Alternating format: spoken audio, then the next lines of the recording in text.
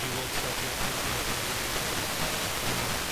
reálne oživenie však priniesla až nežná revolúcia s príchodom demokracie a konca totalitnej moci komunistov.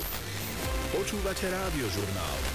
Izraelský minister zahraničných vecí Gideon Saar počas stretnutia s americkým šéfom diplomácie Marcom Rubiom vo Washingtone povedal, že nepočíta s vytvorením palestínskeho štátu.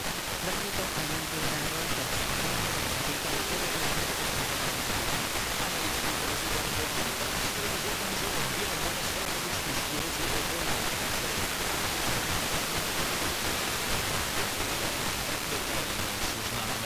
Ten istý deň sa v New Yorku konalo zasadanie Bezpečnostnej rady OSN o situácii v Gaze.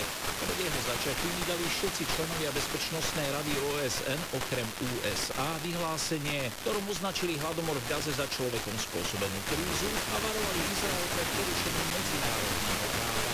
V texte žiadajú okamžité prímerie v Gaze, prepustenie rukojemníkov a povolenie dodávok humanitárnej pomoci bez obmedzení. Veľvyslankyňa Guajany a spoluautorka vyhlásenia Trišela Persaudová zdôraznila: to je prvýkrát, čo je v regióne Blízkeho východu oficiálne potvrdený hladomor. Každý deň zomiera v dôsledku podvýživy viac ľudí, vrátane detí. Izraelský veľvyslanec Benny Gantz